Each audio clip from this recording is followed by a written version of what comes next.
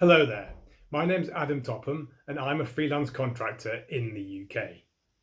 I'm going to demonstrate to you why HMRC sanctions that an unfettered, unchallengeable right of substitution is in fact a 100% determinant of an outside IR35 status.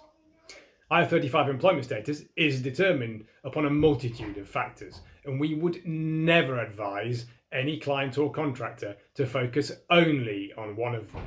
We do, however, believe it can be valuable to properly acknowledge the relative weight of each of the factors, which can be separated into 5 main groups: personal service, mutuality of obligation, degrees of control, financial risk, and part and parcel. Now, if the absence of a personal service is absolutely established, it leaves no material grounds to dispute an outside I-35 status based upon the other factors. In establishing the right of substitution concept, HMRC has, intentionally or otherwise, given us all a way to make our contractual relationships with our clients solidly with our limited companies and not with ourselves. I'm going to show you why with this diagram behind me that I will now get out of the way of. We begin in the top left blue box at the outset of a contractual arrangement.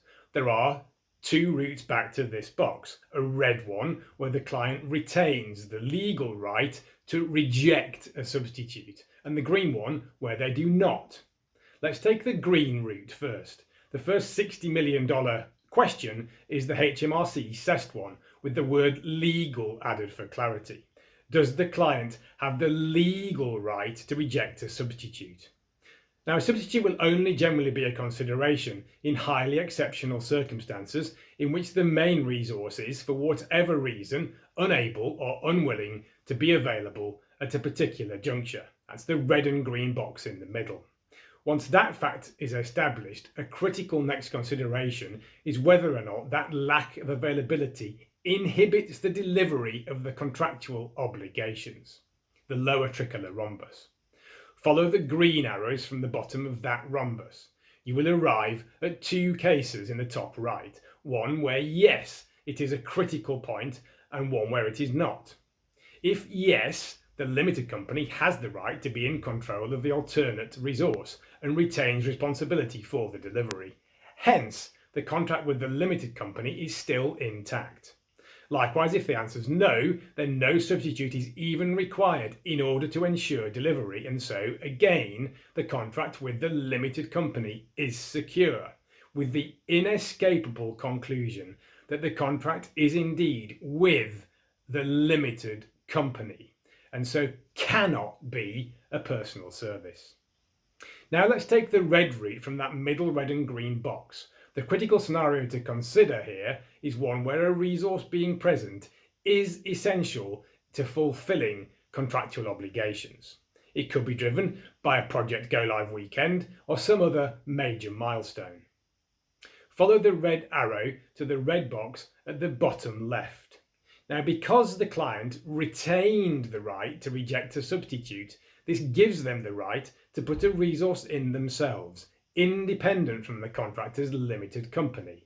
If they do that, how can the contractor's limited company have any influence over, and therefore any contractual obligation to deliver those services? They can't, and that's the problem.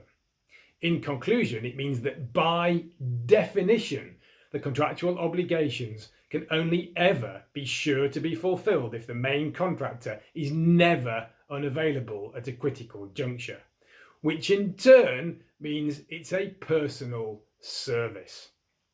The client's legal right to resource the service themselves invalidates the notion that the contract is with the contractor's limited company.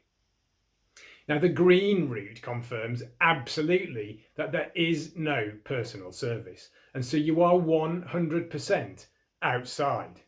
That's why HMRC's assessment tool, CEST, reflects this when the client answers no to do they have the right to reject a substitute. The red route is not an automatic inside I-35 determinant, but what it does is to then elevate the criticality of all of the other factors. It necessitates deeper consideration of the other contractual terms and working practices in order to be safely compliant outside IR35. On the basis that right of substitution would only ever be executed under exceptional circumstances where a client would actually benefit, there is really no argument to refuse to embrace the concept, other than possibly highly exceptional cases where executing a substitute would, for whatever reason, be close to or totally impossible for a certain engagement. I've launched a company called 34 Square that can bolster the outside IR35 credentials of an engagement with the potential to remove client risk of non-compliance and resulting back tax and national insurance and penalties liabilities. How? Because, as explained in my tomato soup video, there's a rock solid right of substitution right at the core of our services portfolio. If an outside IR35 determination soup is tomato soup, then the right of substitution is the tomatoes. You just have to embrace the tomatoes. Thank you very much for listening, and bye for now.